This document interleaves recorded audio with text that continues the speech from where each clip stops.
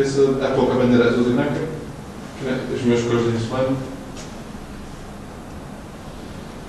Isto é o logotipo da Insulana, foi uma coisinha que eles fizeram para os 100 anos, em 1871, e era o endereço da secção de passagens em Lisboa, que foi a secção de passagens em Insulana desde 1955. No prato, dos vapores antigos. Isto é o anúncio da largada da primeira viagem da Insulana. Reparem, o navio, isto é 15 de outubro de 1871, e o navio era o Paquete Atlântico, um antigo navio uma das companhias da Union Line, uma das companhias depois em 1900 da origem à Union Castle Line, era o antigo Dane, mas era um navio recente, tinha 12 anos, e este Atlântico durou uns anos, em 1867, foi afundado no Tejo pela corrente cruzada Vasco da Gama. Portanto, o navio estava atracado, estava fundeado junto ao Pontal de Cacilhas, houve um estoque de maré, a corrente era muito forte ali, ele agarrou, portanto, agarrar era perder o ferro, soltou o ferro, e foi cair na proa do Vasco da Gama. O Vasco da Gama tinha um esporão, e o esporão furou o casco do Atlântico, lá foi o Atlântico para o fundo. E uns anos depois, em 1988, talvez, tive a oportunidade de trabalhar ligada à administração da Transinsular.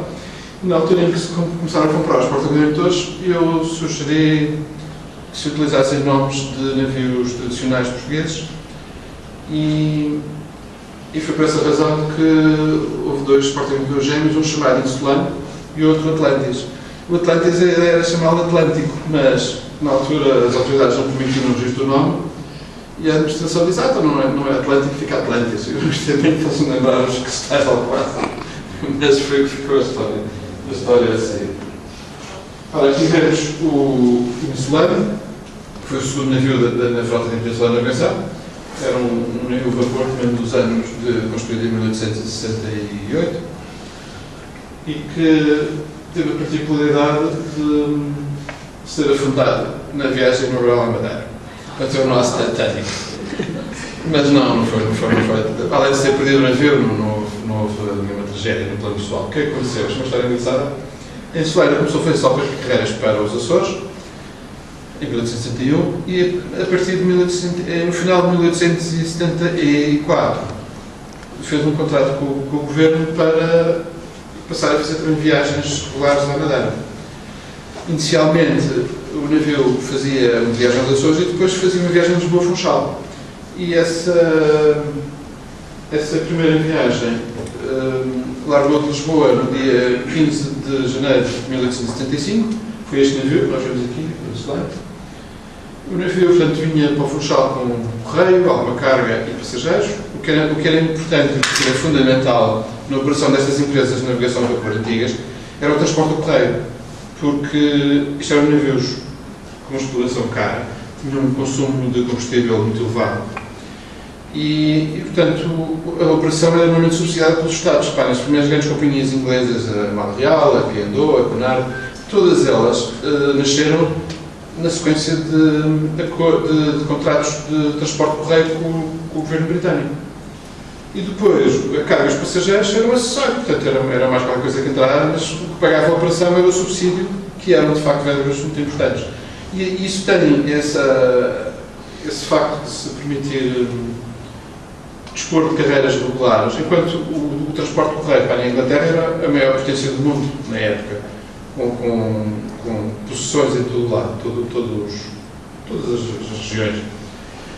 E as comunicações eram fundamentais, não havia internet, não havia outras coisas, e portanto havia um sistema de navios à vela, relativamente rápidos, tinham datas marcadas de saída de Inglaterra, do porto de Falmouth, no sul da Inglaterra, para transportarem o correio para todo o mundo.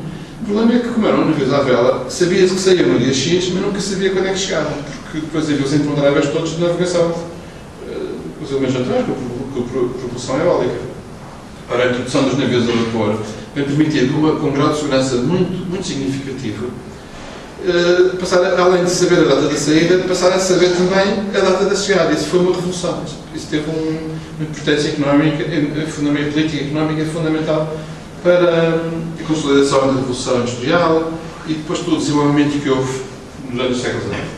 E em Portugal também se fez isso, mas já no segundo quartel do século. Nós sempre fomos atrasados e com as invasões francesas e todas as confusões que houve a seguir em Portugal, atrasámos 50 anos e, de facto, a primeira empresa que criámos depois foi a União Mercantil, foi em 1858 e depois em Solana em 1871 e a Empresa Nacional de Navegação depois em 1881.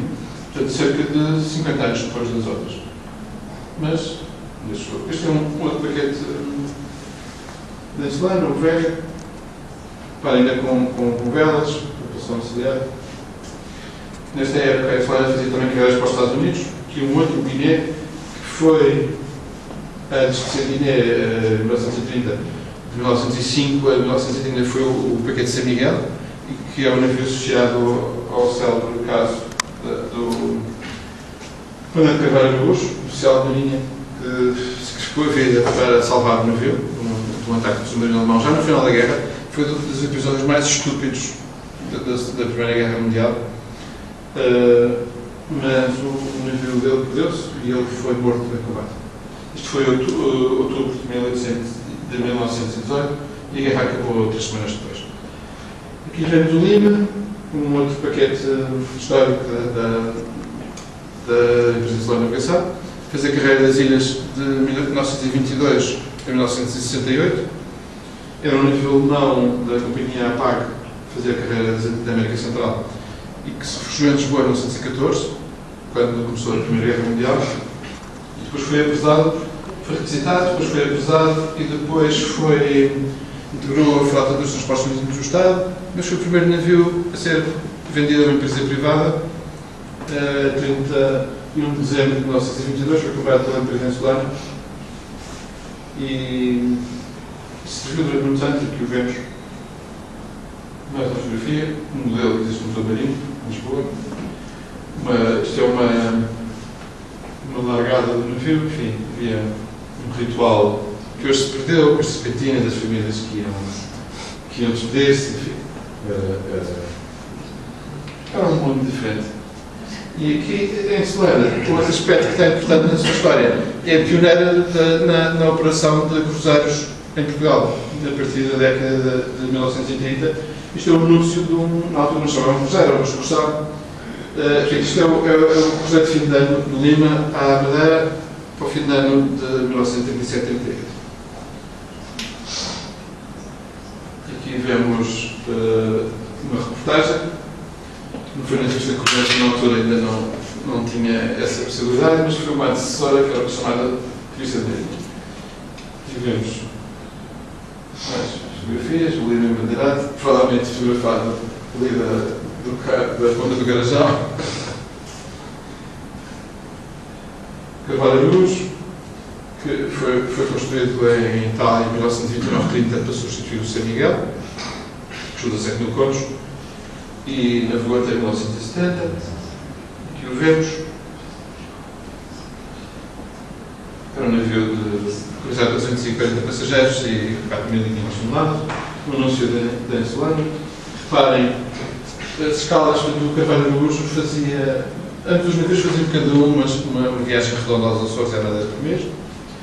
O Carvalho Araújo ia às ilhas todas, o Lima só não ia às outra costa. Entretanto, eu lembro-me que saltei, eu estava a contar a história do antigo Insulano, quando saiu para a Madeira na primeira viagem que se afundou, o que é que aconteceu? É um episódio curioso, vamos andar um pouquinho para trás. Não havia ainda os regulamentos que há hoje, de salvaguarda da vida humana no mar e de abafamento, etc. E, portanto, confiava cegamente no critério, no bom senso dos seres humanos, nomeadamente dos capitães dos navios. Ora, o Insulano vai sair já fora da Barra Sul, Lisboa, portanto, e queria seguir sempre em frente para estar ao Porto Santo. Não é preciso alterar o rumo.